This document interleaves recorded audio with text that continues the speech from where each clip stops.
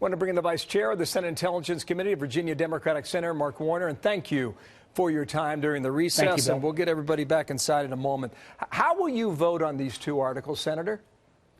Listen, Bill, I've not made any decision. I think I owe, when I took that oath, I owe both sides a chance to make their case. I thought yesterday, particularly Schiff, for the last few hours, laid out pretty clearly, particularly in regards to the holding up of the aid to Ukraine and holding up the White House meeting.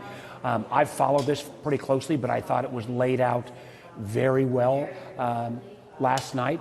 I thought Representative Garcia today, I think, did a pretty effective job, something that all of us from the intelligence community, Democrat and Republican alike, have all reached the same conclusion, both about Russia interfering in 2016 and no basis of fact at all in the notion that somehow Ukraine was behind these activities.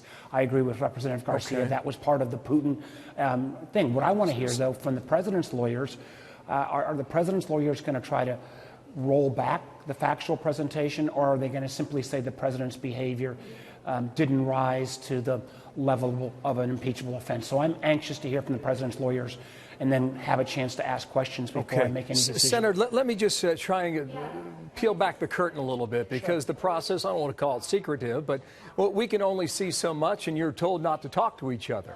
What are the conversations in the hallway, however? What have they been like between your colleagues? And not just Democrats, but which Republicans are you talking to?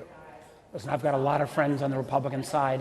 I'm proud of the fact that our Senate Intelligence Committee is the only committee that's still functioning in a fully bipartisan way on all these issues. I think there was a lot, as you quoted some of my Republican friends, John Kennedy and Lindsey Graham, who said, even they acknowledged that Schiff, I think, did a fairly presentable case last night. Again, I'm anxious to hear what tack the president's lawyers will take. I do think there was a lot of questions raised by the power of Schiff's arguments. I've not had a chance to talk to my Republican friends after Garcia's case. I don't know many of my Republican friends who actually think there's any validity to this notion that somehow Ukraine was involved in the 2016 intervention. I think, frankly, most of my Republican friends have urged the president to walk away from that debunked theory. Just last point here. How are you guys holding up? Give your colleagues a grade.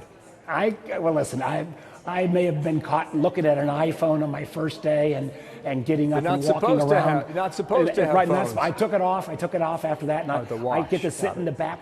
And the advantage of the back row is you get to stretch without blocking anybody's view.